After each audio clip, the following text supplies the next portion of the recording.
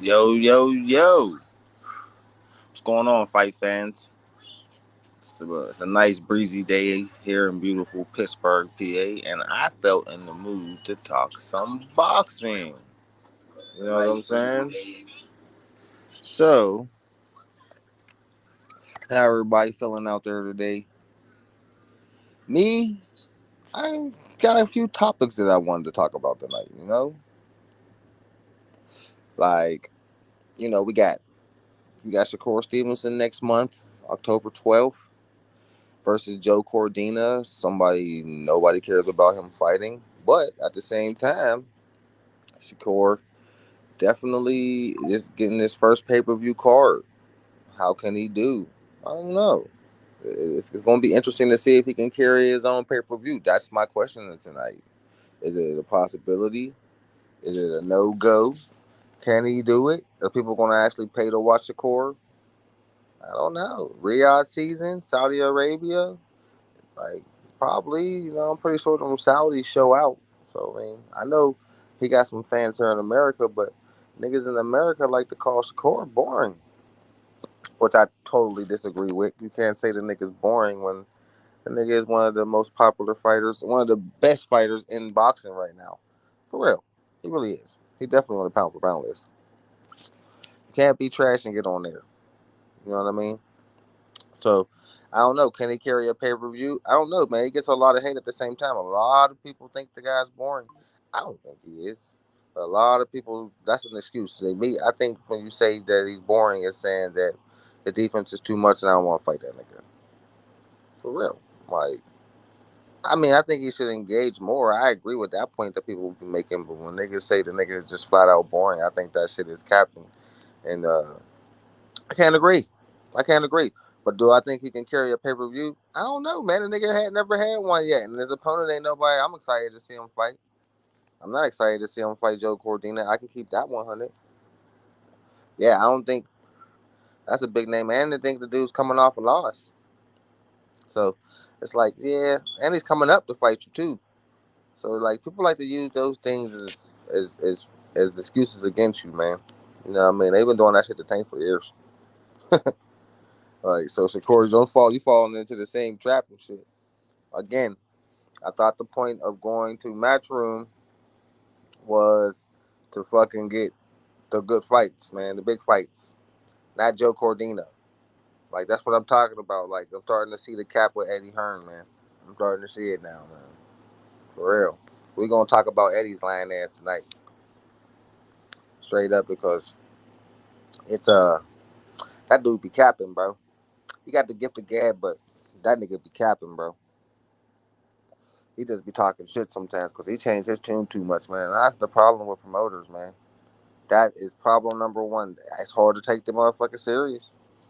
It really is, man. It's not easy to do that. Like, so I think back to Shakur Stevenson. I think it's a good opportunity, but the wrong opponent. Like, it's a great opportunity for you, Shakur. You the man for finally getting your own shot at the pay per view, but you were supposed to be the co-main event for the Better BF B-ball fight. So like, I guess Turkey was like, you know what, bro? I want to see if you really got what it takes. So he's giving you the chance to be the face of a pretty cool card. Now they trying to say, oh, we just gonna make this one for England. I ain't hearing that. Nigga, I think this is them giving you your shot.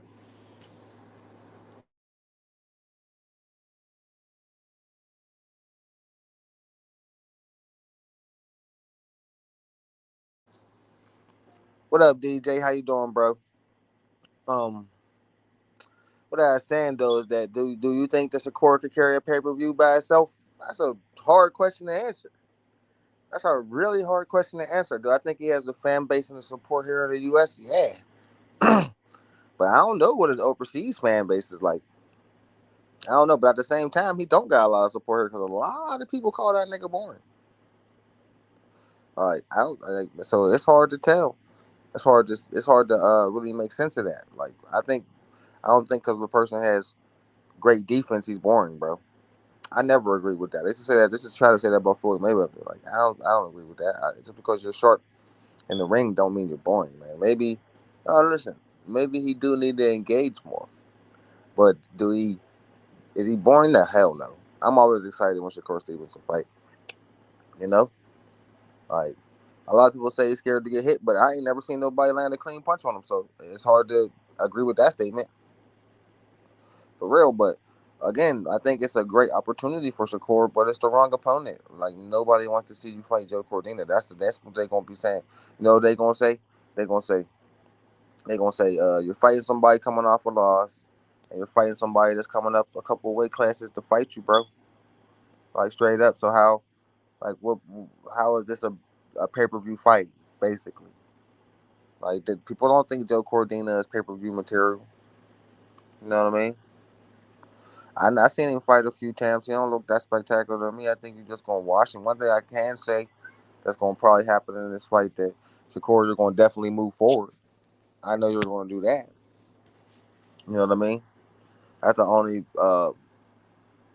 positive thing I see in this fight. Like, but I don't know what it's gonna sell. I don't think it's gonna sell crazy because again, your opponent is somebody nobody wants to see you fight, especially when we had all the tank speculation going on. So a lot of people won't be screaming, "Nah, you fighting this mom because you couldn't get a tank fight," and it's just gonna start a lot more bullshit, bro. So I think it was a bad choice of opponent. But again, what does that mean? Does that mean you're nobody want to fight you because you're boring, or nobody want to fight you because you're dangerous? Because that's what it looks like to me. It seems like it's really hard for you to get a fight made, and I think that's part of the problem is you got excellent defense and you're hard to hit, and people don't like fighting fighters that's hard to hit at all. Like those are the worst type of fighters. They don't want to fight them niggas. Ain't nobody trying to come out there and get fucking flat out embarrassed, man. You know what I'm saying? It ain't that you're boring. It's just that nobody wants to be embarrassed. And when you come out and whoop a motherfucker's ass over 12 rounds, they gonna be embarrassed. And shout out to my nigga Nash Radamas because he say this all the time, man. Boxers are fragile, bro. Some niggas are fragile. All right, DJ, I'm about to let you in right now. What's up, brother? How you doing tonight? Welcome to How the are you, Punch? Oh, just good, man. Just feeling good, feeling like talking boxing. I ain't in no bad mood. I'm just ready to, you know, discuss a couple topics, man. Because I've been following a couple little stories, and I ain't liking where a lot of this shit's going, bro. You don't like it for who? You don't like it for the fans, or you don't like it for the Well, when it comes the down to Shakur product? Stevenson, like it's a product of all three actually. Because like when it comes down, like my title say, can Shakur carry a pay per view? I don't know. Like I think it's a great opportunity, but it's the wrong opponent. Like I said, they gonna say Joe Cordina's coming off a loss, and he's coming up like what 2 weight classes to fight you. They've been screaming that shit about Tank forever, so you're not gonna get much credit for this fight. You know what I mean? They all So this is off the back of them splitting the Riyadh card. Is that kind of where you're going? Yeah, well, I figured it would. I think it would have been much better if they would have kept Bevo and Better Bevo on there and kept Shakur as the under. I mean, as the co-main event, but like the main draw of the card fighting Joe Cordina, I think that's a tough sell. Well, I kind of look at it like this, and I haven't really formed an opinion in that. One of the things that you want to do for anyone that's um, doing their first pay per view, like headline on it, is you want to have a really solid or really good undercard. So, off the top of my head, I'm not really familiar other than a couple of Aussies that are going to be on that undercard: Jai Opataya, Sky Nicholson, which will probably force me to buy it. But from what I also understand, that if you buy um, and I could be wrong, but I thought that if you buy the DAZN pay per view, you don't have to go across to ESPN Plus to watch the Bivol Beterbiev. I think you get that as well. The other thing is that if you're trying to build Shakur's fan base and you're trying to build his profile, one of the ways in which you can do that is to allow him to headline his own cards. Now, the risk you run is if you pick, say you were to pick a tank, like go to most of your pay-per-views are there for Tank, not for Shakur. So your actual numbers get lost in sort of really lost in the overall product, like how many came for Shakur, how many came for Tank. And when you go into your next contract negotiations, you don't know those numbers. So you can say that, oh, we drew in 50, 100, 200, 500,000 people. So I think that in the background, it does make a little bit of sense just to actually see what the market's like for Shakur. And to your point, I think he's going to have a fan base. There's still lots of people out there like yourself and Nine and Slick and even Heavy that appreciate the craft of boxing and don't need to see someone come forward and try and slug it out and have a knockout fest. Um, so I would say that if you were going to do it, you would stack the undercard just to support those numbers. So if he was to go into a negotiation with Tank in the future, at least he can turn up and say, well, here's my last two pay-per-views. They're averaging however many hundreds of thousands, and maybe you can get a better purse split during those negotiations. So perhaps they're playing the long game. I don't even really understand why they split the card. From what But I'm, from what I can't. I'm trying to look up the card right now, but from what I'm seeing, the undercard is pretty stacked. There's a lot of really good British fighters on this card. Maybe that's why they did that. I think I heard GMT. What's up, GMT, in the chat? What's up, brother? Come on up, man, if you got time. I heard him say that this one was going to be more for the British fans because there's a lot of great British talent on this fight too, as well as Australian talent. So I think this might be more for y'all than the Americans. They just got using Shakur Stevenson as the headliner for it because everybody know who he is.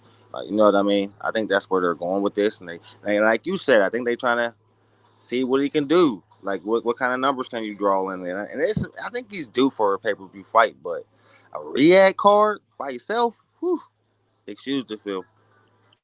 well, I guess then you don't have to worry as much about whether you lose a little bit of money or not because Turkey, and I don't want to speak for Turkey or Eddie Hearn, but if you don't do the numbers that you're hoping for, it's not the end of the world because you're not tinkering on um, going bankrupt. But look, Eddie's built a lot of good names over there in England. Like it's a strong boxing community over there. So, it's not the worst thing if they build Shakur's profile over in England. And obviously, Australia know about him, or anyone that watches any boxing would know Shakur Stevens I here in mean, listen, Australia. a few British names. We got Ben Whitaker, the drunken sap. Well, heavy's high on him, so Yeah, I'll be big interested to watch fan. how he Yeah, goes. he's a really good What's fighter, so I'm excited to what see him. We got what's Chris. he at? He's 160. 160, yeah, and we got Chris Eubanks. He's on the card. He's a big fan favorite over there. So Um, if he wins that, aren't they talking about him then fighting Benavides? Benavides. I'm hearing two names when it comes to Eubanks actually, either Benavidez or possibly Canelo. Because remember that's throwing his name around before, Right. so he could possibly get the Canelo fight if Berlango don't upset this motherfucker. Who else? Keep going through the card. Who else you got on there? You've dropped out, Punch. You're on mute. They changed it, so the one I'm looking for was when they still had Better V in his name, and I'm trying to find the one now to make sure nothing got changed. So like, give me like 2 seconds. No, you're right. Because you know how right after they took them off, something else might have changed. They may have took a couple fighters from that card and put them on their card. So I'm trying to, you Is know, Slick backstage waiting for you? Is he coming up or is he busy? no, he ain't backstage, but if he jumped in the chat, he'll probably be on in a sec. More than likely. I put in the group chat that I was going live a little bit later. And I asked him if he was going live, but I remember he's banned from GMT for a minute, for like a week, because of that bullshit. We watched the Nikita Zoo fight, and they said we streamed the whole fight live. We didn't, though. Of course not. Well, the proof's on the stream. They've got Yep. a copy of the stream. So They, if you didn't stream the whole thing, but sometimes it's probably easier just to get a slap on the wrist than it is to argue for 4, 6 weeks. Slick knows what he's doing. yeah, it's like, well, just take the little quick ban or argue for 2 months. So it's like, yeah, just whatever. As long as it ain't gonna affect my monetization of the channel, bro. Just take the little slap on the wrist. I thought maybe they banned him for his potty mouth. We was actually big up in Nikita Zoo in that lab, bro. We was excited because it was the first time we ever seen him fight. We liked what we saw.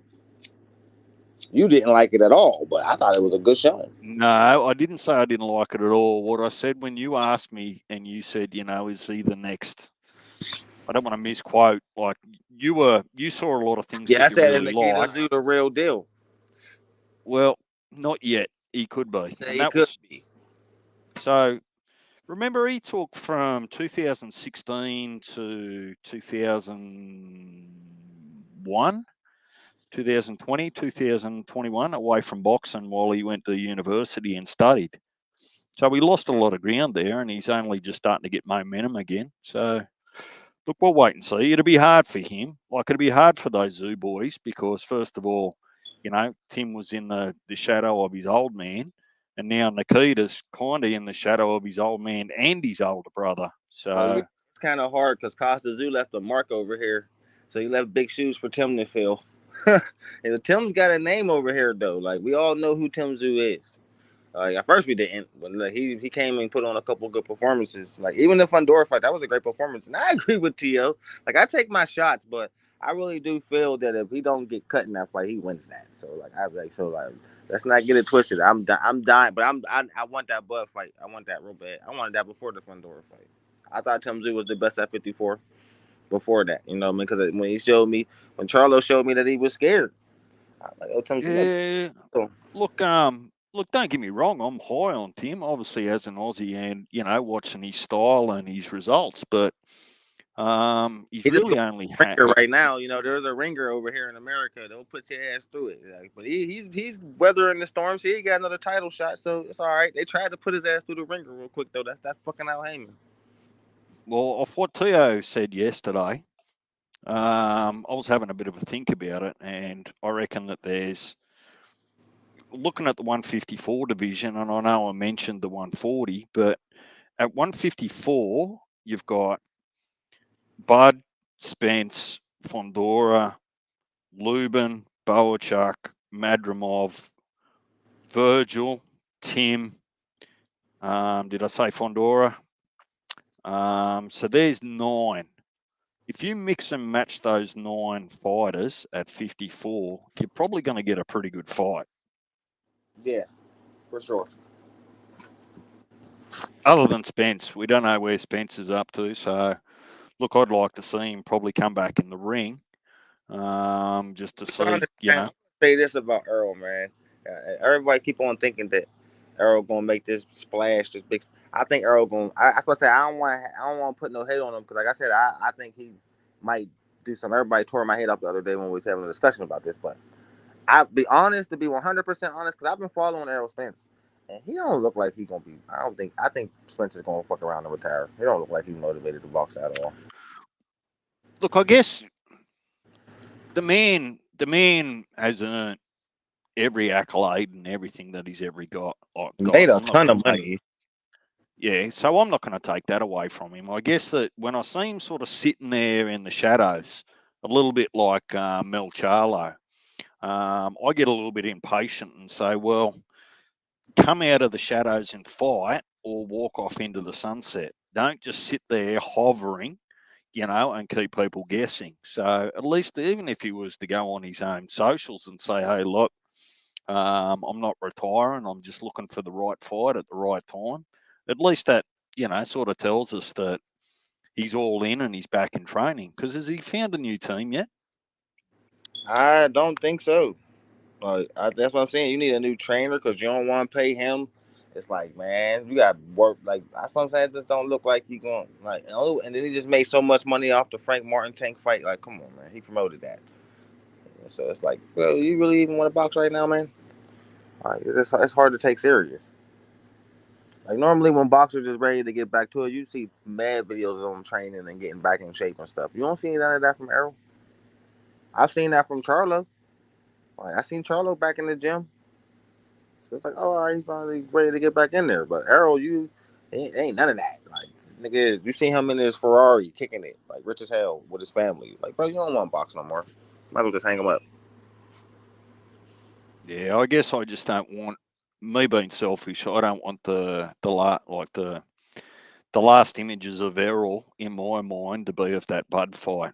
So even if he was to come back and fight one of the other top Oh, you always 154ers, 913 be saying, right? Boxers are like they fragile. You know what I mean? Just imagine taking an ass whooping like that. All right, and then stepping back in that ring again. You know the courage that take. mm, You well, know, I suppose even though you're a Devin professional Haney. fighter, like just imagine everybody then telling you you're the man. You really the number one fighter in the world, and you step in the ring with him and he do that to you. That's psychologically damaging. Seriously. Yeah, look, even if he comes back and gets one more payday against, one of the other guys at 54, I'd be I, happy with I that have because, before he ever stepped back in the ring with Crawford. That's just a bad idea. yeah, well, I told you yesterday, I don't need to see that fight. I know, but no, but no, it's gonna be so funny though. I think we gonna see it though. I think it's possible Yeah, to be serious. I think because I told you that's the really, as much as I hate to say it, that's the highest grossing fight, bro. That bug could get. yeah, and I'm not going to argue with you there. I guess just putting the money aside, if you didn't know those two names, Crawford and Spence, and you watched that fight that they had, and they were both 10-0, right? Yeah, never So want if to see that match you again. Never. you'd never want to see that fight again, would you? So I No. just come at it from that and just put Oh, bro, I money. completely agree. I don't want to see that ass whooping again because, like, we all know, like, when Crawford said, "I went," like, I like Earl. You did that to him. So, like, what you gonna do to somebody you don't like? See, that's what I remember. Like, that's when he went easy on you and did that to you, bro. You don't want to fight him again. That's what I got from that. Like, it's just like, Well, damn, there was I've a never seen that in a mega fight before. I don't think nobody has. Usually, mega fights are mega fights. They're really two greatly compared components opponents, and it's a great fight. I've never seen a complete drumming like that. That don't happen. well. I'll tell you what, Punch. That's a prime example of over marinating. Put like bit them in the ass. They should have had that fight 4 years ago. I'm not saying that the outcome would be different, but True. they would have been younger men, both in their absolute prime, and the marination and the delay and all of those sorts of things. Remember, that fight still never would have happened if Spence hadn't have just taken it on his own to talk to Bud Yeah, personally. and they So, made that fight. You're right. so that's a risk you run with marination, that one of the guys that you want to actually fight gets injured, or one of those has a car accident. Like, you really just let them have it. And if it's such a good event, you can double up on it and go for a rematch. If that's such a good event, then you go for the trilogy. When you wait too long, I reckon that you end up just risking than than what it's worth to wait. But look, that's the game. You guys have heard Yeah, my boxing. frustration in that. Remember, we went through the same thing with Pacquiao and Floyd. Everybody, what was the excuse after Floyd beat his ass? They said, man, this fight should have happened 5 years ago. My man, he was crushing everything. Floyd was smart waiting him out. That was smart. That's a part of boxing. If we can't get it done, we'll get it done, but we're gonna get it done on my time. See, that's Well, that's in kind of that the question instance, when you the man, because that one should have happened, but it did. You didn't raise the eyebrow when Pacquiao didn't want to do the testing. That ain't make you raise the eyebrow. Made me raise one. uh, look, that's not really the. For me, it's this that I see hypocrisy, right? So I see that people want to keep their O, but they want the big bags without the risk. So if you want the big bags, you've got to be prepared to take the L with it. That's my point, right? So, when you talk about Mayweather waiting out Pacquiao, was he more worried about the O than the dollars? Or was he more worried about the dollars than the O? So, hey, Slick, What's well, happening? What's happening, What up, everybody? Slick? What's up, brother? Welcome to the show, my guy. Man, it's been a minute. Been a minute. Man, how you Man, been? I've been good, man. What y'all talking about, man? I was on here at the beginning. All right, I so heard you tell me get on, but I had to get off real quick. can Shakur, Shakur fighting October 12th? Joe Yes, Cordina, sir. a guy Yes, coming sir. off a loss, and a guy coming up in weight. Okay, which Yeah, everybody's been coming down on Tank for years. yeah. Can Shakur carry a pay per view on his own? That's the question. What do you think? Uh, Shakur don't got a pay per view. I know He this is the just first one, right? or this with Nah, Rios. this ain't even his. It's not even look. Like they're trying to paint it as such, right? The public is. It has not been officially came out saying this is his pay per view. This is he's the co-main. Oh no, I read it. I read it this morning. I mean, I was just reading before I started this show. October 12th, Rios season pay per view on the zone. No, it's a pay per view because it was supposed So to be you a pay said per he's view just from the a jump. fighter on the card, not the main. He's just like okay. In the Not beginning and back in April, right? When they announced it, remember when Bivol and Better Be was supposed to fight and Better Be hurt himself, remember? Yeah. This was supposed to happen back in April. And then when that got stunted, it got stunted basically because he got injured. Also, there's speculation because that split was going to happen. Because, see, they wouldn't have cared if the fight wasn't for a championship bout. It's the fact that it's a championship bout on ESPN behalf because they have the rights between Bob, Better Be, and ESPN. They're the air. They are the only ones to air his championship fights, right? So once the split happened, the second time go around, now we got Shakur added to the card, and now the split happened. It looks like it's his now, but it really isn't because you still after Shakur you go straight to ESPN Plus and you still get to see the championship fight. So and also in Australia or England and stuff like that, it's gonna be one card. It only happens to us. It's not everybody else. So that's why they're not like they didn't switch the card up. They didn't say, "Oh, Shakur's headlining the card, la la la la," and shitting on Better Be even Bivol. You get what I'm saying? Yeah, all right, because I was saying that to DJ earlier. That popped out to me that there's a lot of like really good English and Aussie fighters on this card.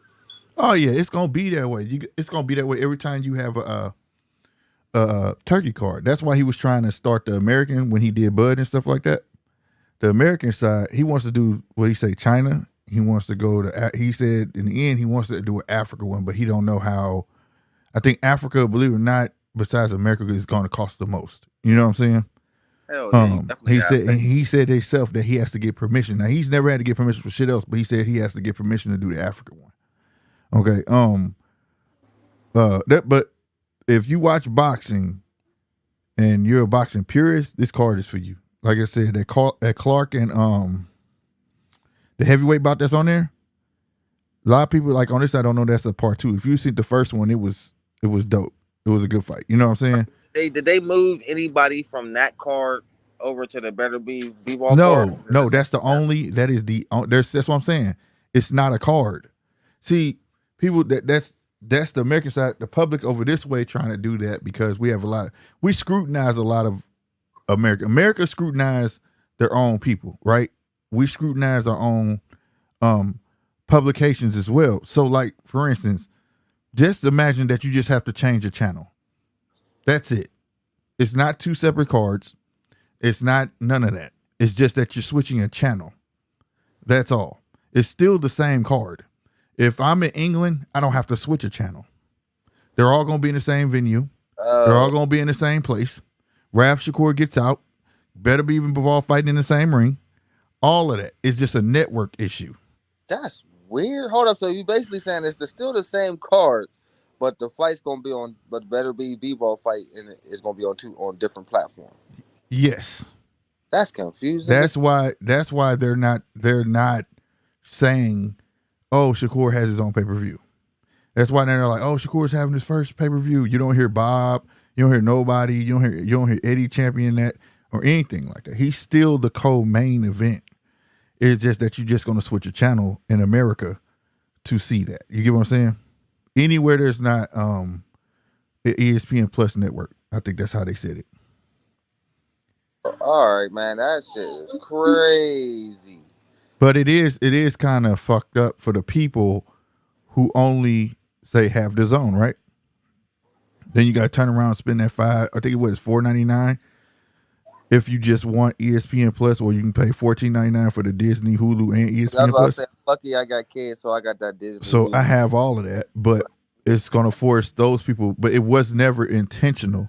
It's just that people don't understand that Bob Arum has a long standing with Disney, right? That's why he's never left ESPN. They're not going to let him leave ESPN.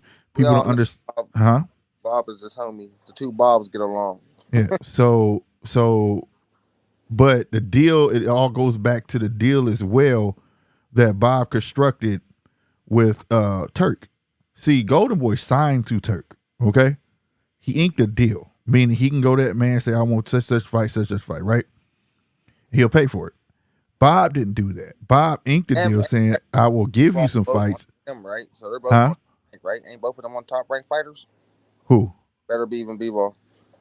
Yeah, no, both Bivol is PB. Ain't Bivol PBC? Is he? I think he is. He one of them. I know match Better room. Be- No, or he match room. He's something like that. He's not top rank. Better Beav is top rank for sure. Better be was top ranked. And then he's the issue. So what people don't understand about Bob deal, Bob said he'll give him 12 fights, but he reserves the right. He still has to satisfy his obligations with Disney.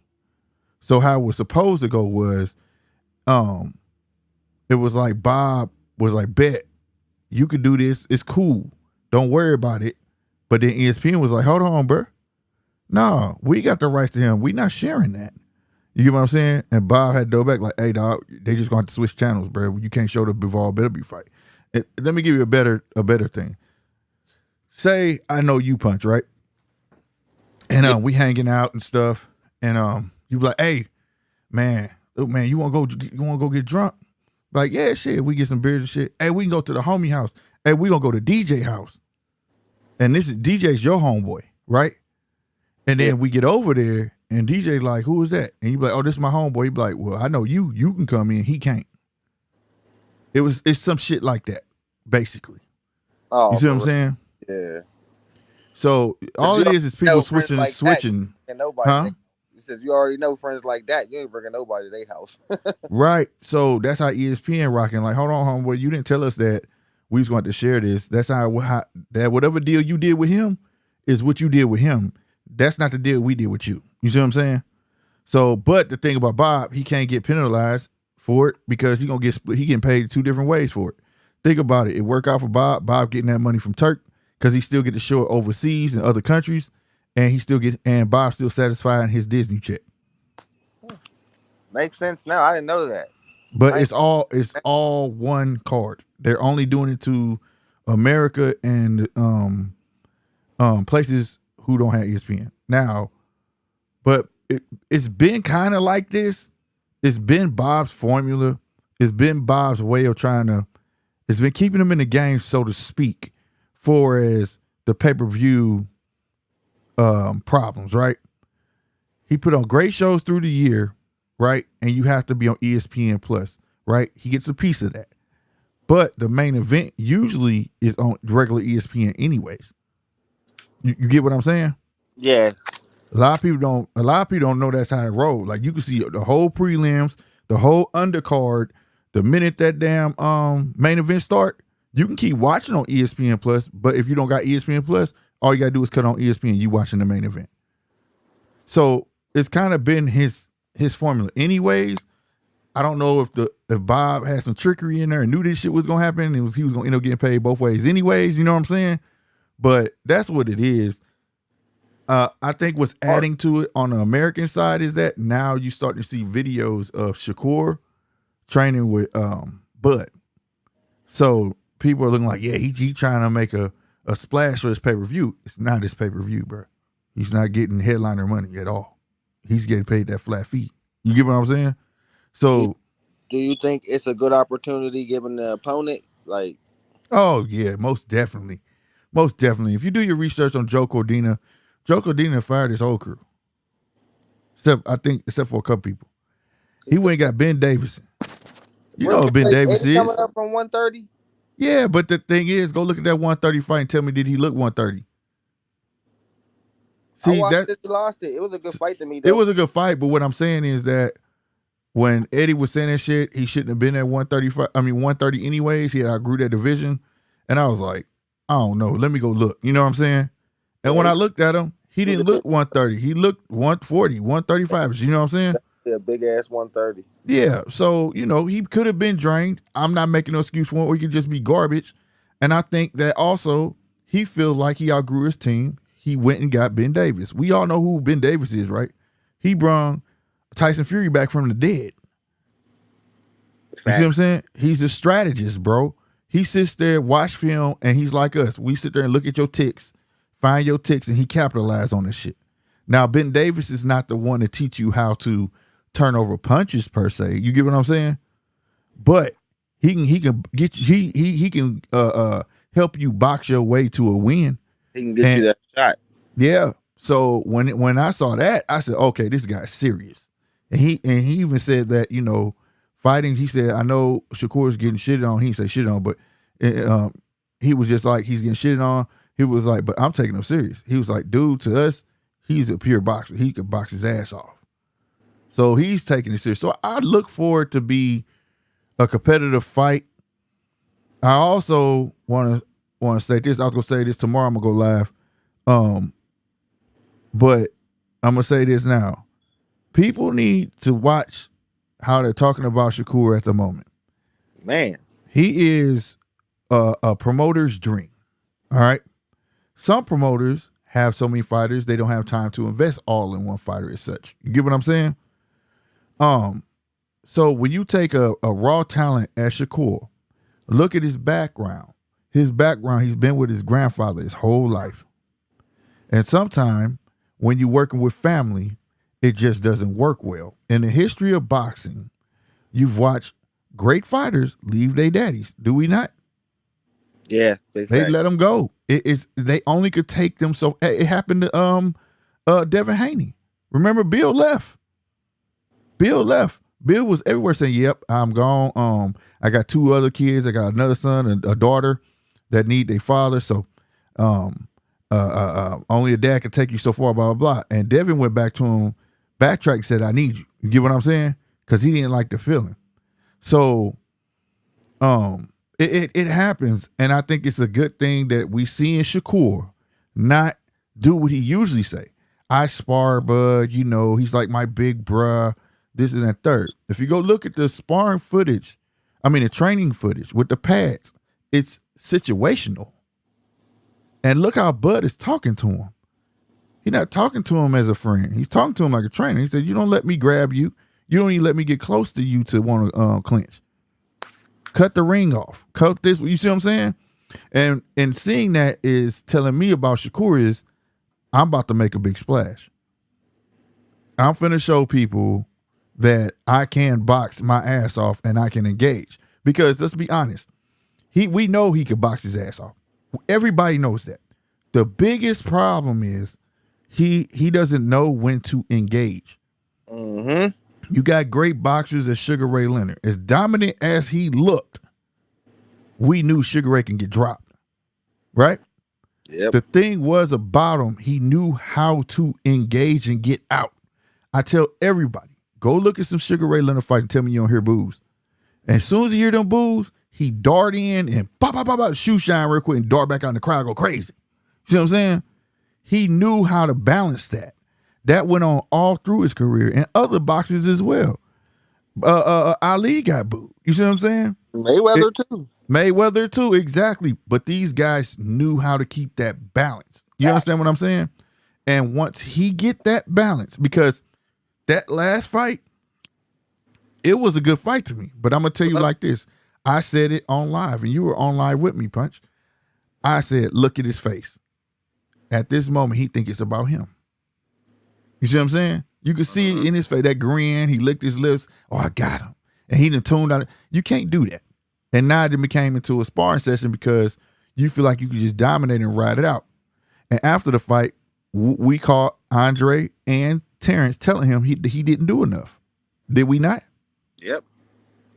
He didn't do enough. And they wasn't satisfied with that. Because it's just like if you rolling with us, you gotta be on a certain level. And that's what he needs. Action, nigga. Yeah. That's what he needs. So I'm very, very intrigued to see what we gonna get out of this. I'm not shitting on Joe Cordina. I'm not. I just don't know. I don't know enough about him, but when I see the nigga, you coming off, you getting a new contract. You know what I mean? Most money you ever made. You know what I mean? Eddie Hearn posed to get you the big fights. We hear about the tank negotiation. and then all of a sudden the opponent is Joe Cordina, man. So it's like, why is it so hard for Shakur to get a top name? Is you can try to use the he's boring excuse if you want. It's just No, it's not the want to boring. get outboxed for 12 rounds. The shit's At, embarrassing, bro. You don't want to get embarrassed. Just say let, that. let me answer this one for you. We watched the saga of Terrence. Terrence couldn't get no real good fights because they said, oh, he boring. Oh, he this. He don't do X, Y, and Z. He not this. In reality, it was a proven fact. They were scared they was going to get their ass whooped. See, the X factor always get looked at as they ain't shit. Facts. You see what I'm saying? And Shakur is that X factor. Whether it be a boring fight or a good fight, one thing's for certain, it's a good chance you gonna lose. He's actually gonna whoop your ass. He can make it a boring fight and win, and he can make it a good fight and win. You know, you understand what I'm saying? Now that's not saying that the other opponent don't have a chance in hell. It's just that you know. So when you size him up to Shakur and Haney, I'm picking Shakur. See what I'm saying? So at least Shakur has that tenacity. Haney don't have that tenacity. You see what I'm saying? He you know, that heart, if you don't have heart, you can have all the skills in the world. If you don't have the heart, it ain't gonna happen. People say Shakur don't have heart. Yes, he does. You know how he got heart? Go back to Nakatilia fight, and this one I knew. This one he won me over. Everybody's like, man, this is the first time he got booed. Remember? Yep. He was beating Nakatilia ass. Nakatilia stole on him. Wow. That boy said, fuck that. But guess what he did? He didn't cry. He just shifted to boxing. Quick. And he won that motherfucker. That told me he's not going to fold. He got a plan B for your ass. You see what I'm saying? And that's what you need in a boxer. You don't need nobody who going to fold up and just, what was he supposed to do? Go like Haney? Get popped and then go crazy and get knocked out? No. Haney never faced no adversity like that before. No. So that's what I'm saying. Like anybody wants Shakur. When Eddie found that opportunity, damn right, jump on it. Now he finna build him. He finna build him and get him paid. Like, and while we on Eddie Hearn, we might as well slide into the next topic. I know you've seen the headline. Eddie Hearn just got caught capping again. So the a phone call leaked on the Twitter somehow, where Eddie Hearn said that. I made a video about it. I don't know if y'all watched it, but Boots. Yeah, it was cut though. I heard the phone call earlier. Yeah, Boots and Brian Norman was gonna be a 50-50 split. Yeah, you got to find the entire phone call. You gotta make sense, man. You got to find out. I don't know who he was talking to on the other line or nothing like that. That's all that was up there with that little. Yeah, it's like this. If I say, let me say it like this. If I say, I went outside yesterday, right? And then somebody take that first part, say, I went outside. Now, if they play that first part, I went outside, you think I went outside today, right? But if they hear the whole phone call, the whole sentence, they'll understand I went outside yesterday. And in the essence, people are chopping that up. If you find whole phone call, so you what happened? That was AI, nigga? No, it was just chopped up. People chop it up. The entire phone call. In the entire phone call, he said that we offered them X, Y, and Z. Then he said he did say the 50%, right? But then he went on to explain what he meant. He said, when I came back and told Boots about them wanting that offer, Boots said, fuck it, give it to him. And Boots understood that was going to come out of his side of his purse. The second thing came back, Boots said, Boots said, fuck it, give it to him. He said, at that moment, the fight was down there 50-50. See, you got to hear the whole phone call. So that's what he means. Well, why the fight get made? Why are you talking about what the nigga's worth and nigga? Why the fight? Let me look. Ain't it Eddie Hearn's job to do what's best for his career? Right. That's your job. Check this out. See, this is make the fight. It takes two though. Now watch this. Where my phone? See, I did the math. When people talk, fight, nigga. Now watch this. You got it. You gotta know. You gotta know what purse biz is. Bro. They went off of. Hold on. You can't. Now in this world today, this is what kills me. The person who tries get burned. The person who rants the most get champion. Just because they're ranting and stuff, it makes no sense to me. Okay, his last fight, it's a known fact. Brian Norman made $100,000. The pay sheet is out. Okay, he made $100,000. He left with 60 to 55,000. Right. This man had got offered upwards to 1.7. When I did the math based on what his manager said, okay? When I did the math based off Philadelphia, because one thing they're lying about, talking about taxes at home. You don't pay taxes based on where you live. You pay taxes. That, man. It's a unified no, facts matter though. It don't matter. Facts do matter. When they got $10 million, Canelo Alvarez and overpaid plenty of niggas. Javante. Guess what? He didn't do that in the beginning. Eddie Hearn overpaid. Hold on. He didn't. The return. It's about the return. You gotta remember, it's a business. So you telling me, Boots? We've sit here and have numerous conversations, right?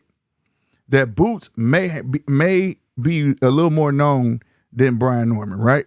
But there's no guarantee that he's gonna sell out outside of PA, Philadelphia. There's no guarantee on that, right? So there's a budget. He still is a new fighter. Now, when you talk about Canelo's proven, right? I'll invest that. I'll make that. You know why? I'm going to get that back.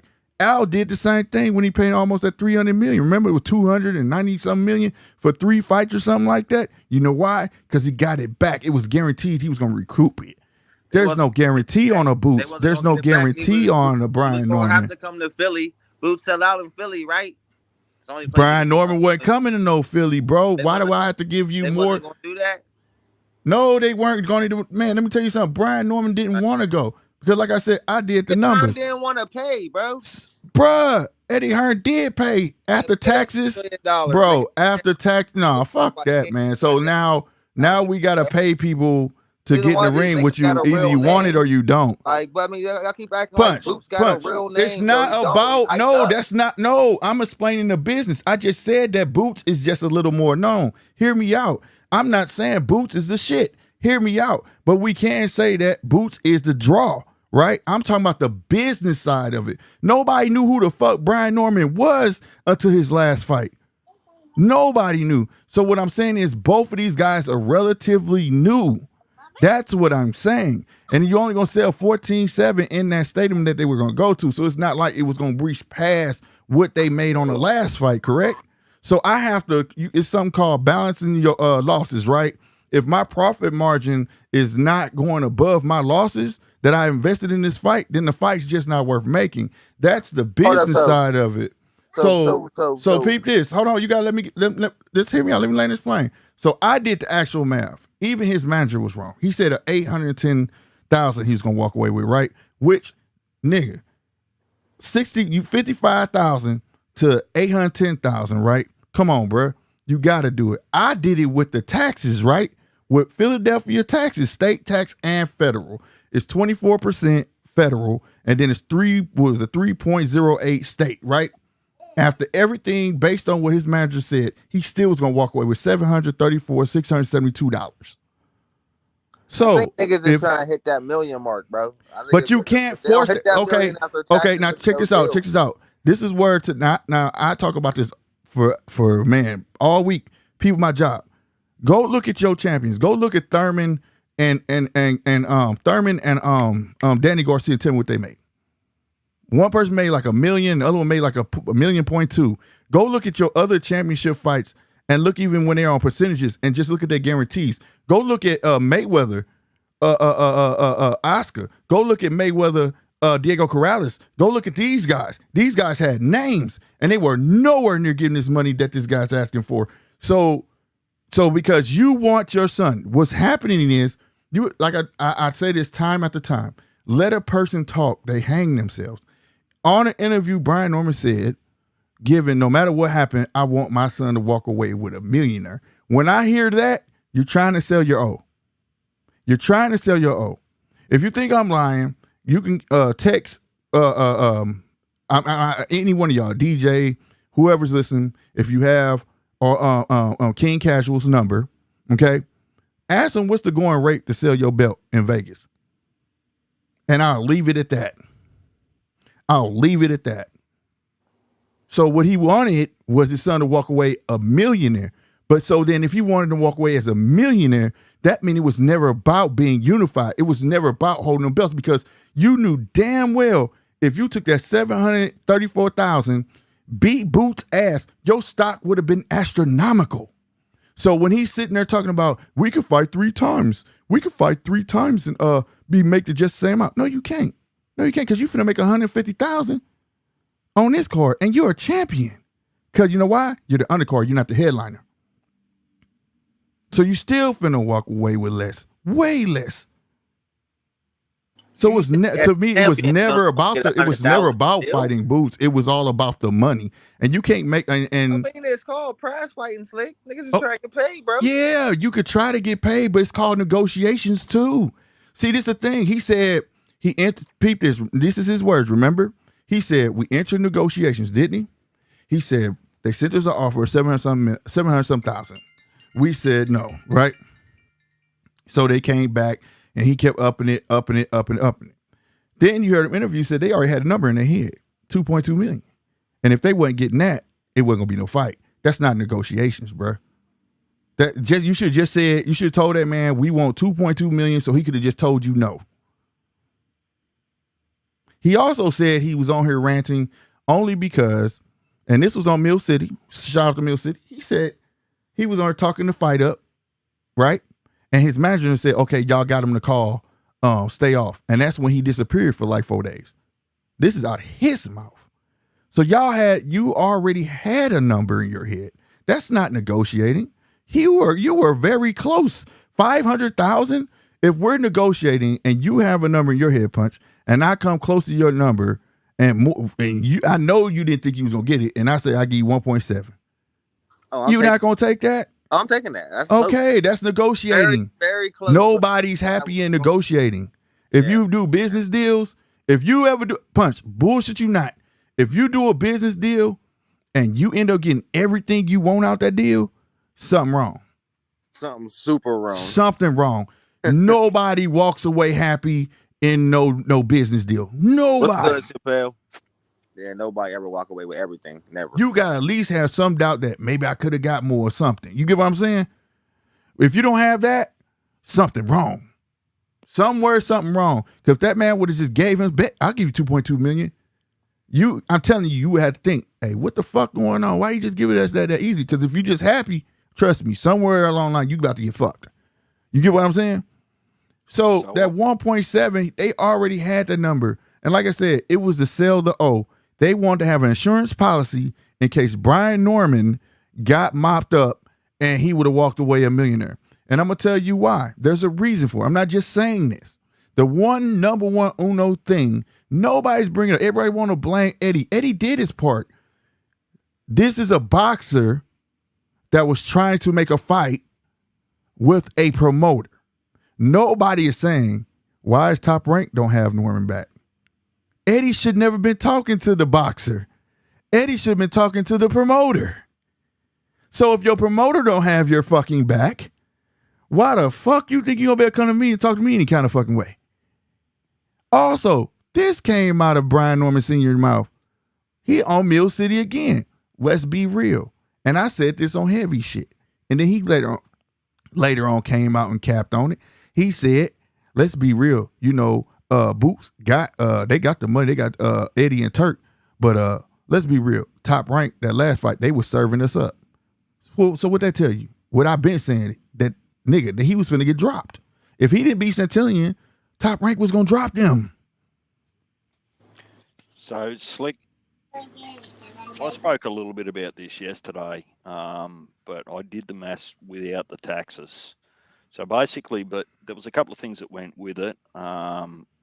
I started off and said, this is why I don't believe that negotiations should ever be public. Right. Because I also believe that if anyone else, any other promoter was looking to do business with the Normans, for example, and I'm not blaming the Normans, right? Then they're coming to the table and saying, well, before we even start, and I did the maths, it's about, if you cross the road, plus your sanctioning body fees, plus your coaching fees, plus your management fees, it was about 46%, right? You'd Mm-hmm. walk home with 54%. Mm-hmm. So I started the maths with originally the 1.5 that gave the manager said 810. That's without taxes, right? Mm-hmm. And then I went the other way and said, well, to get that 1.2 to 1.5 walk away figure that he was talking about, I just picked the 1.2 and said, well, that really means that you're asking for an extra Right. $750,000, 2.25 or just under 2.25, right? Right. Minus your 46% gives you around about 1.2 walk away. But Mm-hmm. I also said that be under no illusion, it actually doesn't become 2.2. It probably becomes 4.4 because one of them or both of them will have a rematch clause because they're champions. Mm-hmm. So if you do your business, if you have a negative earn or you lost money on the first one, there's every chance you're going to lose money on the second one because they'll mandate a rematch clause and all these sorts of things. So, Mm-hmm. I don't think that negotiations, and I'm sure that they did it for a reason. I don't think the negotiations should be made public because you Mm-hmm. run the risk of burning your bridges in the future. I said If you that. look at Mm-hmm. if you look at a Stanionis or a Mario Barrios fight, they're going, well, before we even start, we've got to actually these guys are going to ask for the 46%. Mm-hmm. But think about how Boots is feeling. If their promoter foots the bill for the 46%, well, he's not crossing the road, but wouldn't you go back to your promoter and say, well, you need to top up my contract as well, to pay for Mm-hmm. those expenses?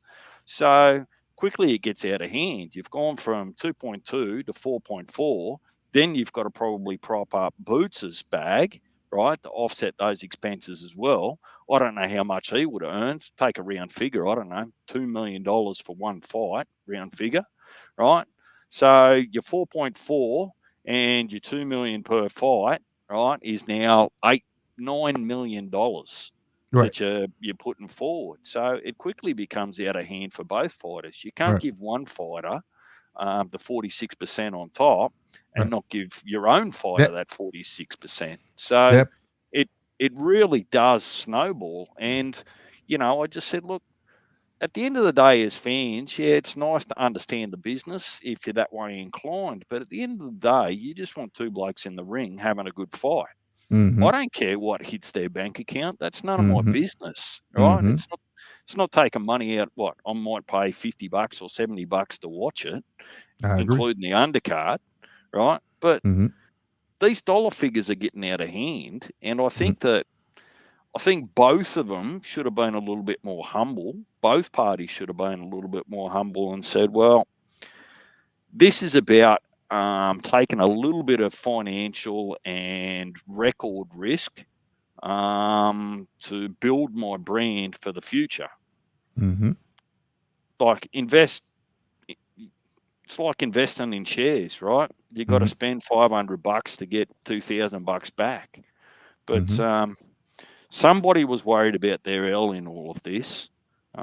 It looks like it's the money, but somebody was trying to protect their L in case they lost their current status. Yeah. If either one of them had went in there and taken a loss without a robbery, or got knocked out or what have you, that's what it feels like for me. They were both one or both of them were worried about an L and said, "Well, we'll never get this money and opportunity again if we take an L."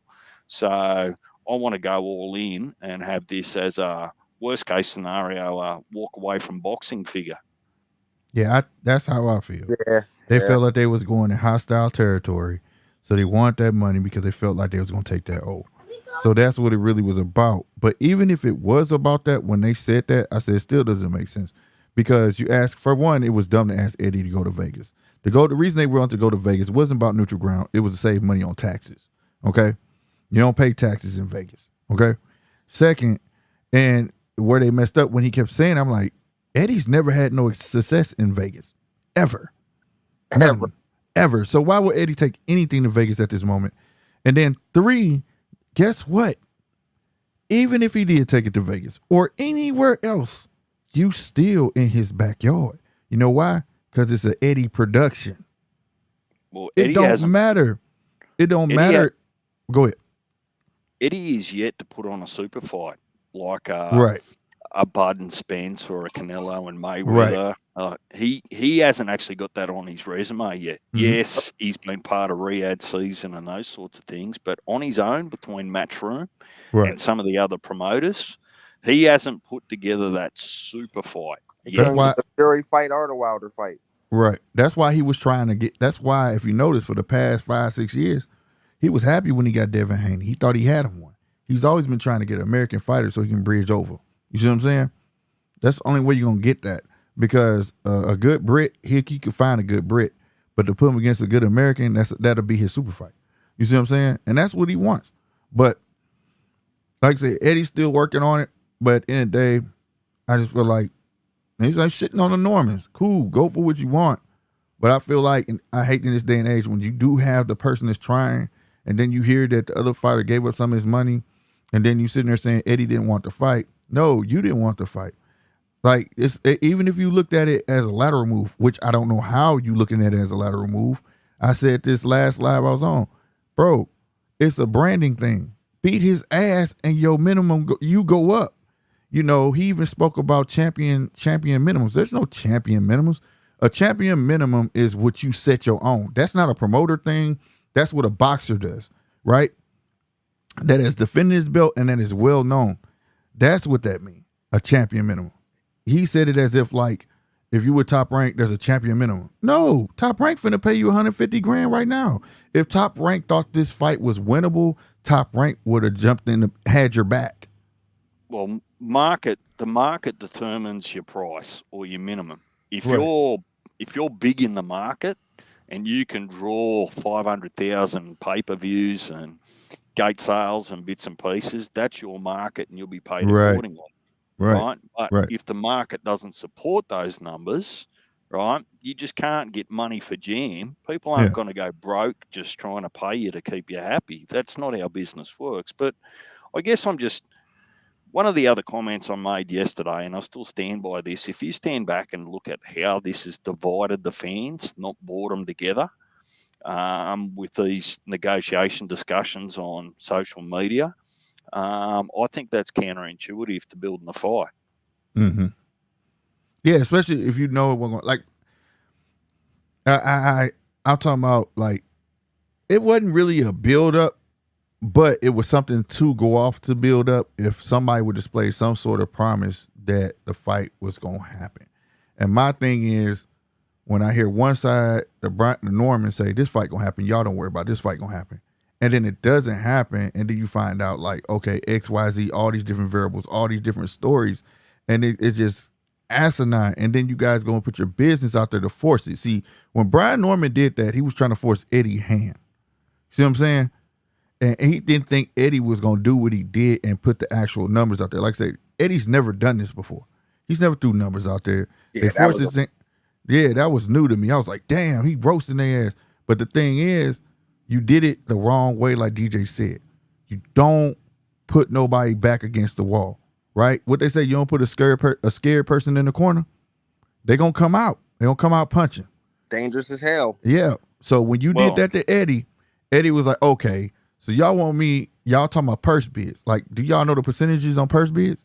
That's why he got paid that much. If that was a regular fight, he wouldn't got paid that much. Like the purse bid now. Like, okay, what sense does it make for Eddie to win that? Like, people trying to use that as a thing why the Brian Norman fight didn't happen. That has nothing to do with the Brian Norman situation. That was actually going to be the next question. Y'all think Boots is going to vacate? I think so. Hang on. It actually only goes to purse bid if the negotiations fail, and it's a mandated fight. Right. It was mandated. It was mandated, and they didn't want that fight. Eddie didn't want that fight, and Boots don't want that Boots fight. is going to come out to 154 with them monsters. He's not ready for that. No, but what I'm saying is nobody was going to go see that fight, though, in Philadelphia. Nobody wanted to see that fight. Look. So even people this though. Say even let me put this on you. Say even if he does fight Karen, right? On this purse bid, guess what? Where Eddie saved and they saved. He don't have to fit the bill for none of this shit. He don't have to get the fucking arena. He don't have to do shit. They save money on it. Go and fight your fight, boy. It is what it is because Okay. if Eddie would have won that shit, Eddie would have lost money on that fight. Okay, because the vacate and do and then still accomplish nothing at 47 and then try to come up to 54. Here's the thing. Yeah, bro. Hey, check this out.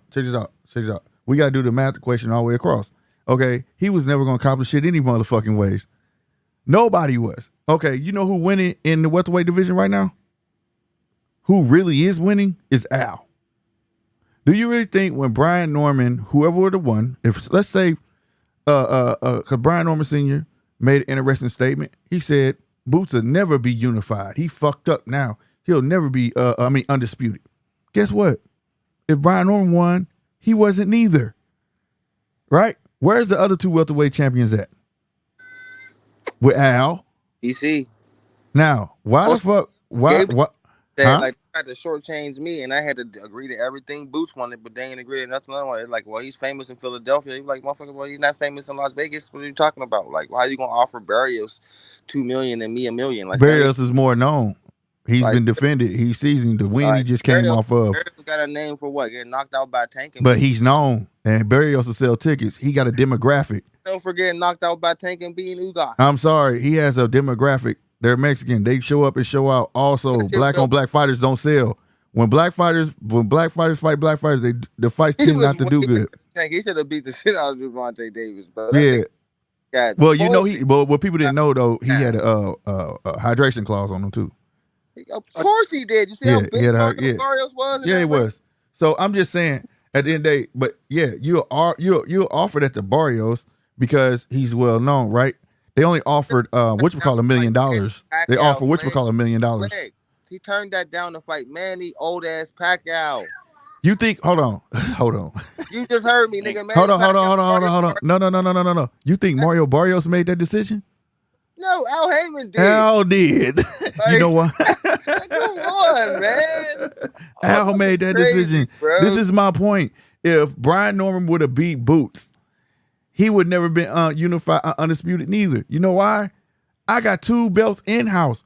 I'll make my own unified champ and eat off of that for a while. Al's not crazy. Maybe, but I still think it's back to front economics.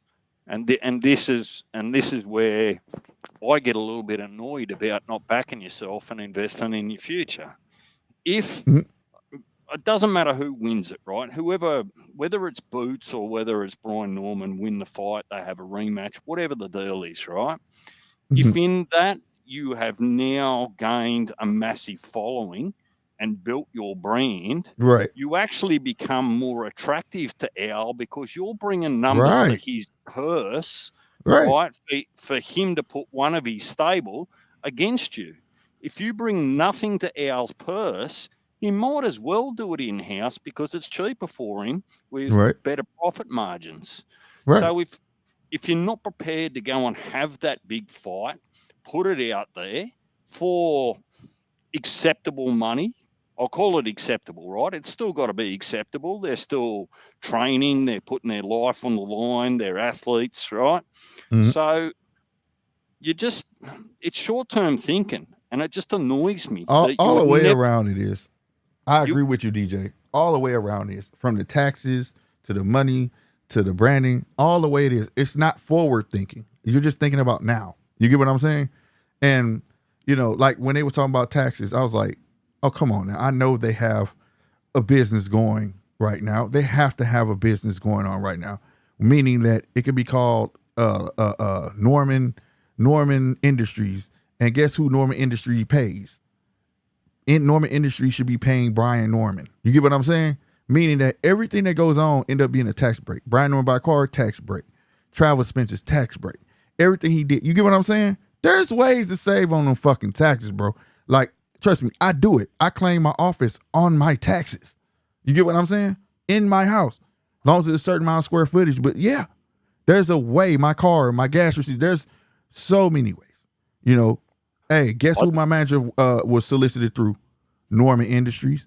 Guess what? I'm writing. You get what I'm saying? There's ways to do these things. And it's just not a lot of forward thinking when I hear these people talk. And it's not, I bullshit not. Norman, Brian Norman, if you listening, I'm not calling you dumb by far at all. I'm just trying to explain that at the end of the day, it should be more forward thinking. I used to work for a company, salutes to Tri-State Weatherization Company. One of the first companies gave me a shot in California. I left at 18 years old, fam, from St. Louis, Missouri in 1998 and went to California, right? They gave me a shot. I walked up, said, "You hiring?" He looked at me and he was like, "You know I do this?" I said, "No, I don't know nothing." He said, "Okay, come tomorrow." I think he gonna hire me, right? No, he didn't hire me. He said, "I talked to my boss. We do need an apprentice, but we can't pay you." I said, "What?" He said, "You want the job or not? You want to learn it or not?" I said, "Fuck it." 3 weeks later, I ended up making $26 an hour. But it took them 3 weeks for me to learn it, and I didn't learn everything in 3 weeks. But in the day, I took that lateral move because I felt like in the long run, it's gonna pay off. You get what I'm saying?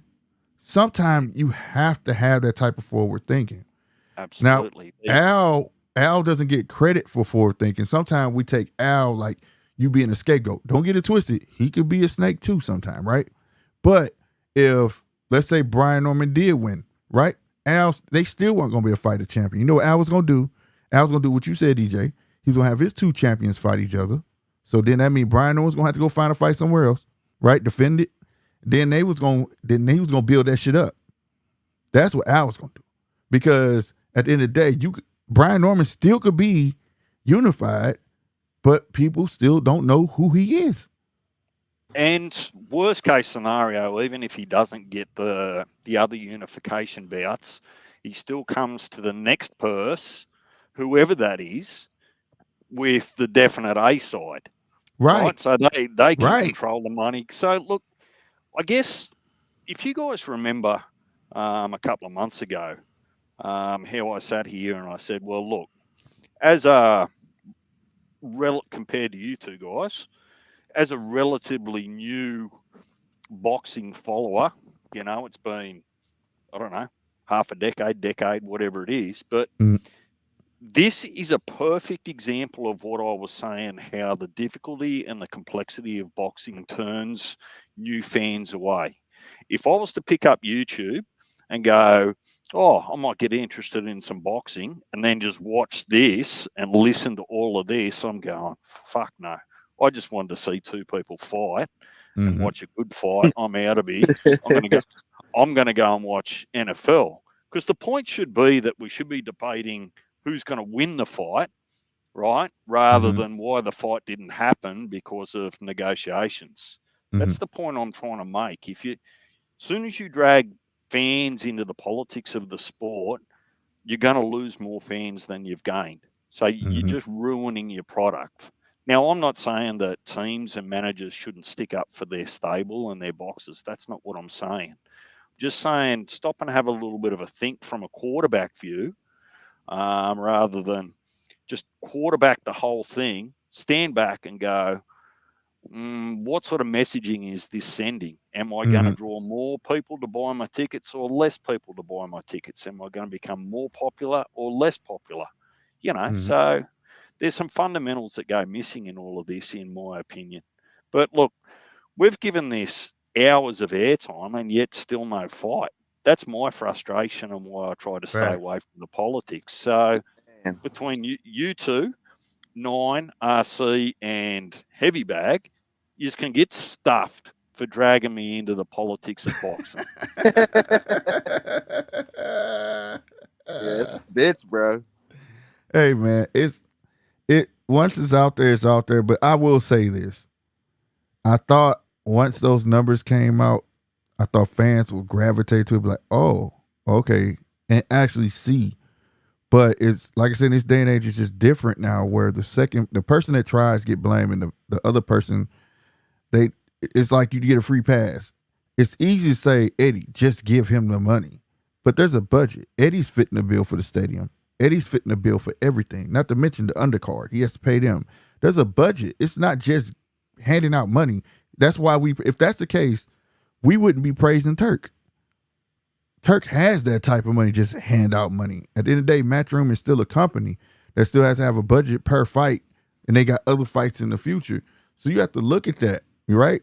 And you have to look at the pass on the fighter they're trying to fight. Well, them and they've got a how else are we gonna ever equate a duck, right? well. To me, for once, we found a clear official duck. Every other duck we've been talking about has always just been speculation. Yeah, well, I'd like $1 for every time I hear weight drained or duck, Right, because I'd be a trillionaire. But you've got to balance your books over a financial year, not just on one fight. So right, right, if Matchroom have lost a bit of money so far this year, right, and they're in the red, they can ill afford to go further into the red by just overcommitting for one fight. right, If they had their books balanced or they were a little bit in profit, that might say, yeah, look, we'll take a risk because the long term goal is worth it. But right. I don't like it. I just think that you're dragging a whole heap of people that have got no business in your business into the Mm-hmm. conversation. Mm-hmm. It'll be like me going to my employer and saying, look, I want a pay rise, and then going on Instagram and saying, look, this is what I asked my employer for. And he or she said no, because of these stupid reasons. Like, some things just should be sensibly private. Yeah, and that's not known nowadays because I had a young lady just tell me just not too long ago, "You're so secretive." I'm like, "No, I have a private life." That's being secretive. No, that's my private life. You know what I'm saying? There's a difference. And it's just not like that now. I feel like boxing needs to take, maybe Punch might agree with me on this one. They need to take a page of WWE, right? We need some organized chaos, right? We don't need 100% facts all the time. Like that shit they did, like say with the numbers and just being out there like that. If you go back to the 70s, 80s, these guys will see each other, be on talk shows and act like they going about to go at it, and they'll get the crowd hype and everything, and everybody about to fight or watch the fight, or you know what I'm saying? That will be good enough for me. The shit talking will be good enough for me. You know what I mean? But all of the extras that's in between, and yeah, I saw him here in the sparring videos and all this, and I think it confuses the fans because, especially the casuals, they take sparring like they can't tell the difference between situational sparring and just sparring. You know what I mean? Yeah. And then they'll be like, well, in that sparring he did X, Y, and Z. Then you got trainers coming out. Who put that in the chat today when I was reading it? It's talking about I think that was Brian Ormsey saying they beat up Tank, had him bloody. And I was like, dude, that's a lightweight though, bro. Like, you know what I'm saying? Those aren't the type of things because that hit my ear, and I'm like, this is Weird. nonsense. I thought that was weird. Like, that's Yeah, you're a 47-pounder, nigga. right. That's nonsense to me. You know what I'm saying? So like, it needs to be some organized chaos. But the only way that works is, like, say, Turk come in, he's trying to create that unity where you can have that friendly banter. I like, for instance, Keyshawn. He talk mess, and I could tell he really don't mean it, but it's entertaining, and it's a talker fight up. You get what I mean? It's not personal. It's a sport. Like, I want to fight you, bro. You know what I'm saying? Like, that's what it is. I think there's a few around that do that. Look at young Abdullah Mason. He doesn't right, talk shit. He just right, says, "Yep, bring me to the next one." Same with right, Virgil. Same with Tim Zoo. right. Look, we don't have to run our mouth. Our job's in the ring, not out of the ring. So, yeah, look, it's crazy, but It's too many heels. Let's say that. Too many heels in boxing right now. And that's why you be seeing me lash out, bro. It's too many heels. Everybody want to be the heel. Right? Everybody want to be the bad guy. Well, and greed just builds greed. You just, sometimes you need to be a little bit more humble and, like we say, look at the bigger picture rather than what's 1 foot in front of you. Look 20 meters away or 100 meters away. Where are you trying to get to? And this is just one step in that journey. Yeah. I agree with you with Abdullah Mason's, like, because we're watching him step into his greatness, right? So as he get older, he may start talking some shit, but we watched him grow into that. Not somebody you just finding out about and they're automatically talking shit, right? And then you get your ass whooped, and then what happened? You know what I mean? And yeah, I like that because like that's how I was before. You know what I'm saying? You had humble you had the humble cats, and you start talking mess to them. You know, a lot of people know like Hagler was humble until you start talking mess. Then you be like, what? Like you And thought, you know, and some then he start talking mess. You know, but now it's some just like, aren't good at it, Slick. Like yeah, they're some just not. aren't trash. They They're start making things personal and bringing family and wives yeah, and stuff. You go, what? Come yeah. on. That's too much. That's too much. Like, especially talking about fights you're nowhere near getting ready to have. Like, why are you beefing with somebody you know you're not going to get this fight? You're not. You're nowhere near that, right? Why do that? Yeah, you're not there yet, bro. That turns the fans off as well. At least for me, you know. Yeah.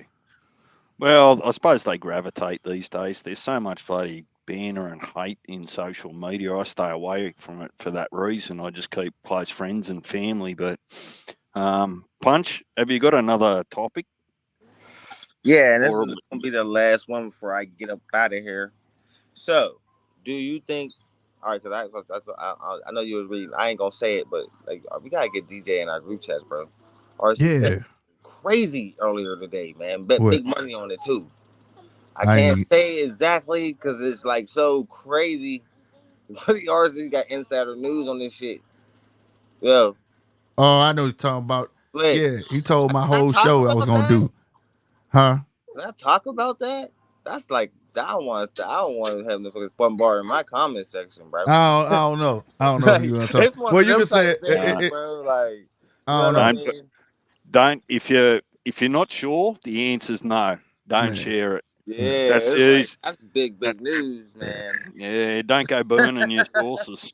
Well, it was big news, but it's like I It's don't like know. for Cause real. cause I was talking to him. I was like, that's my show. Like I had a whole angle for my show. That's why I put it in there. Thank you for. I was listening. I was literally Yeah. driving, bro. I said, I was just like, yeah, I don't know if I should talk about that one.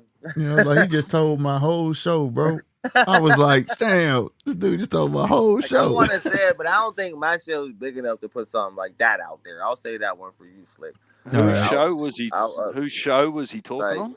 No, no, he was saying I something in was the saying group I was chat. gonna do my live on what he It's was crazy. talking about, and I was in the car and I had text back and I said, I just realized Rob just told my whole show, bro. Like he literally did, like he That's just crazy, bro. did. But like, kind of But substance. it's just it's not really a bunch of news. It's just like It's just like it's like damn. almost like you know this is gonna happen Like this shouldn't happen, but this could happen because like, it's happened already, It was one and of them it's just things how that where, man like, works. damn, I wanted to argue it, but I couldn't even argue it. Like, man, I ain't even fucking with that.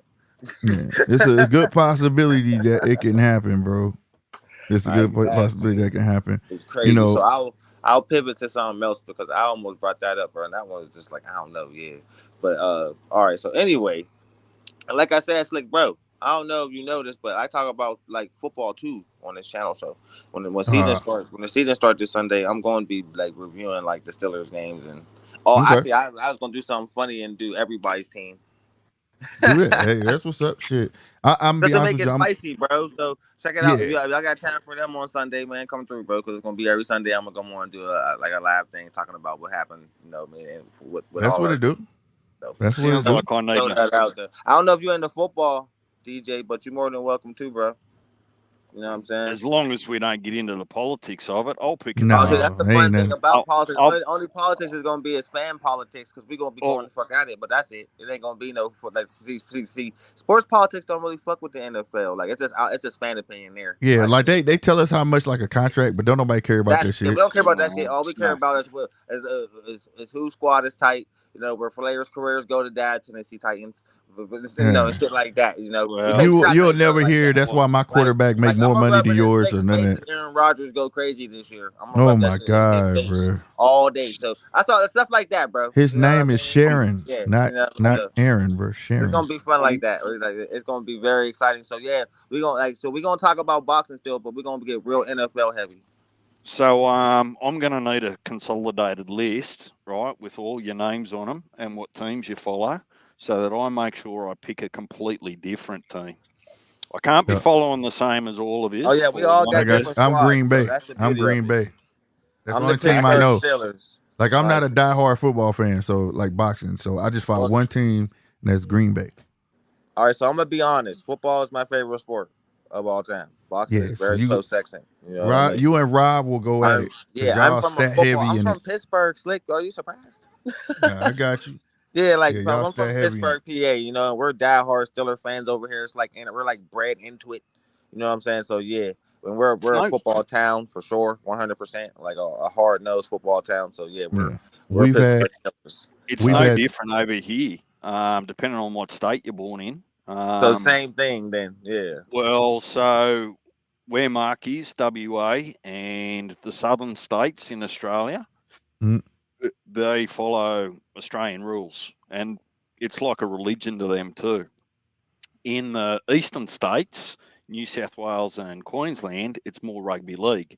So I'm rugby league. So it's no different. You just watch NFL, we watch rugby league, or like as a first passion, and the southern states watch AFL or Australian rules as their first passion. So it's funny how that works out because over in England, it would be their soccer. Soccer would be their first you're passion, right, right. right? With Man City, Arsenal, all of them. So I think that every country's got their primary sport, and then for the most part, boxing comes second just about everywhere. Hmm.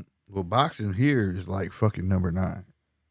It's like everything else, but like boxing is so low in America. It's crazy, bro. It's crazy. That's why. That's what make me like. We don't have as much boxing as everybody think we have here. I watch a lot of British fights and stuff like that. Like I actually watch that stuff. So like when I saw that card, I was happy. I was like, okay. But I know a lot of people don't know who those people are.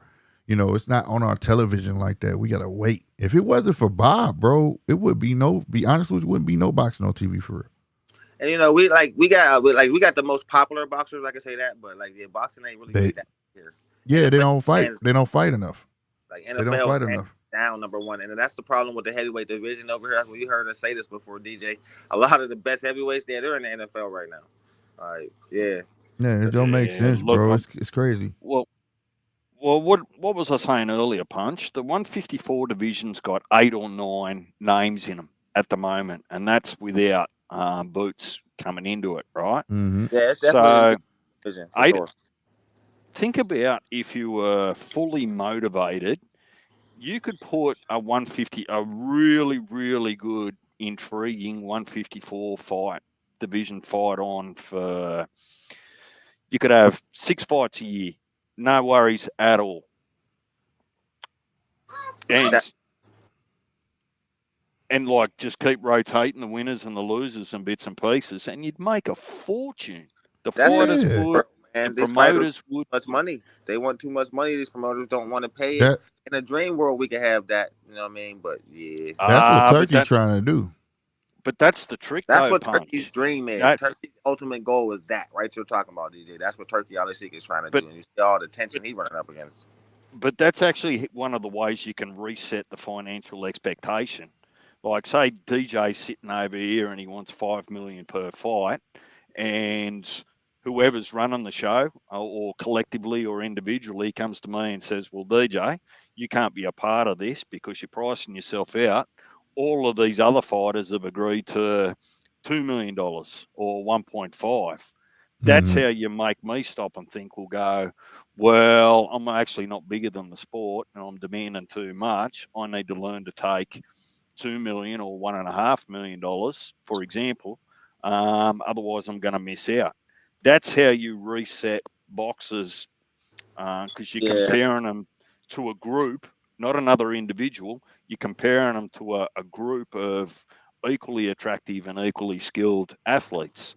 Mm-hmm. So, look, I'm sure boxing will evolve at some stage. I think it's already starting to. We've all said, look, let's see where it is in 12 months after Turkey's done his bits and pieces. yeah, Whatever, because he'll have a long term game. There's no doubt someone like that with advisors and business people under him, they'll have a long term game. It's just how long. What's that look like? Is that 2 years? Is that 5 years for them to reach their Right. goal? Who knows? But so there's a few things that's in boxing now that didn't, like the old traditional road to the championship is so different now. Like, remember, there wasn't so many belts, so it made it more competitive. You know, the Olympics was really meant something for fighters. It don't really mean shit for them no more. You know what I mean? Being undefeated seemed to be more important than being champion. You And know, it these could be Well, manufactured. away from if boxing. Like when we had, but at the same time, when back in those days, we had a lot of great fighters who constantly got screwed over by judges. Like Slick, I always talk about Emmanuel Augustus, Right. great fighter, Right. constantly got screwed over, constantly. So but we still got that in boxing. But the hunger that people used to have, like for boxing, it ain't there no more. Floyd Mayweather made it all about money and not about prestige and tradition. You know what I mean? Right. well, well, I think that the belts aren't actually the problem. That just appears to be the problem. If you look But at imagine if there was two if belts instead of four, how competitive it y- would be. They would mean well, more, wouldn't they?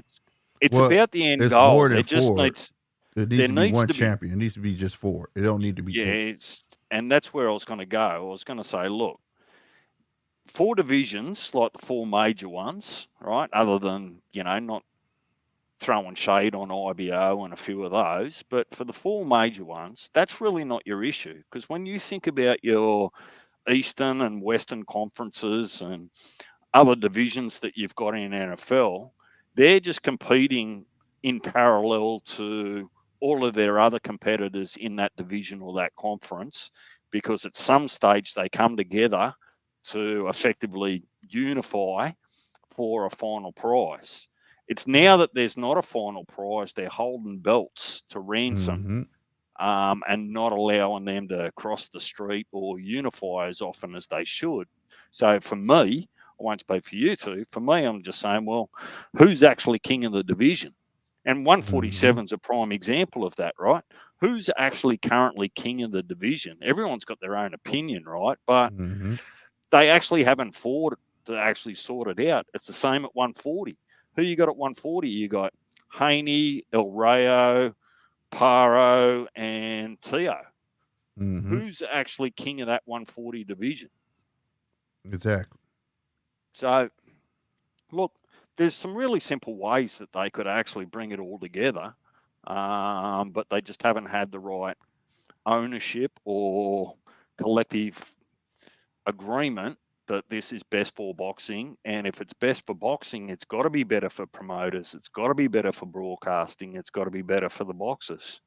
So I think that America just seems to be in a rut. You're just stuck in a business rut that just Mm-hmm. needs a bit of a hand grenade thrown under it. And that might be Turkey a la Sheik, just to force people to think and change their business models a little bit. But we all know we'll have to see what happens next year with Netflix and those sorts of things.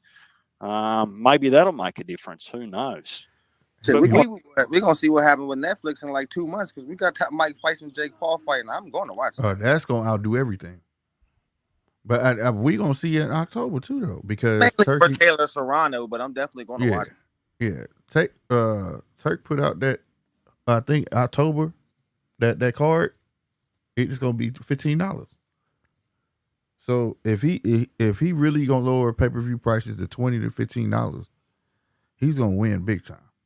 He had put a tweet out saying the reason there's no fans in boxing because the pay per views are too high.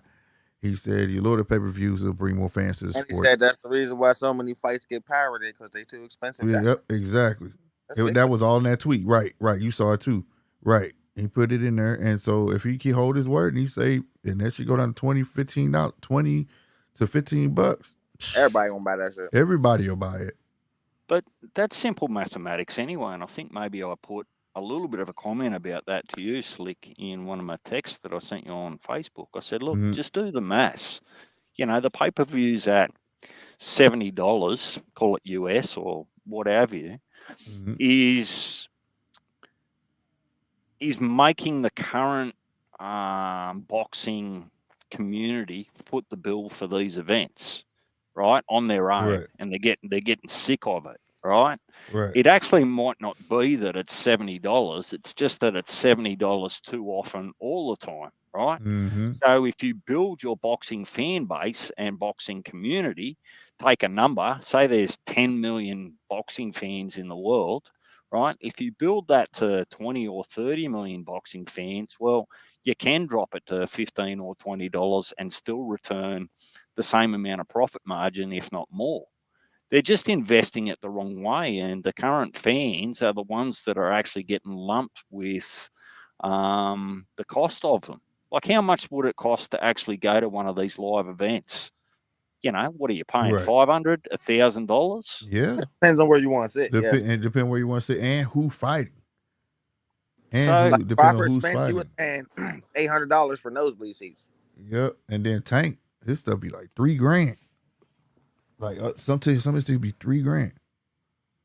Actually, I looked up Crawford Spence. That shit was $1,500 for nosebleed seats. It was crazy. so that only appeals to the financial elite, Right. So you can't rely on any business model unless you're selling diamonds or Lamborghinis for the financial event. You've actually got a sport, so you need to make it financially viable for all tiers of salary. So look, a lot of this goes away if they actually look to invest in building their fan base and have something that is easier to follow rather than marinating shit. And that's one thing that you missed too, Slick. We were talking about the Spence and Crawford fight, and that's one example where they marinated too long and it just blew up in their face.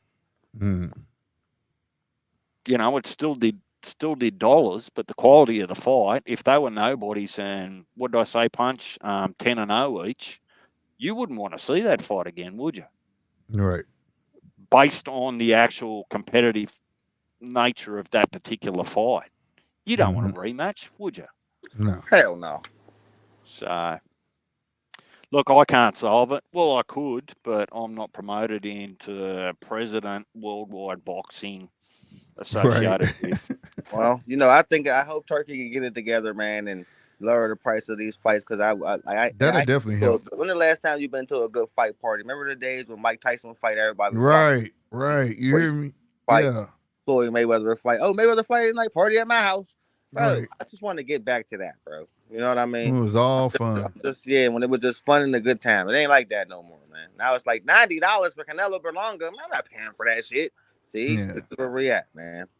Yeah, well, it's $90 on top of the subscription, and that's what people sort of forget. I swear, I'm not paying for it, man. Yeah, they gonna lose big. I don't see it. But that's a lot of money. I guess we're gonna stop it there, fellas. It was a good show. I appreciate y'all coming on. Yes, sir. Yes, sir. I'll definitely pop on your stream tomorrow, Slick, like I always do, my guy. That's what it do. Thanks as always, DJ. Appreciate it. Right on, DJ. I'm about to get up out of here because my little girl is hanging all off of me. I'm about to it, bro. Gotta go get some daddy-daughter time. That's what it do.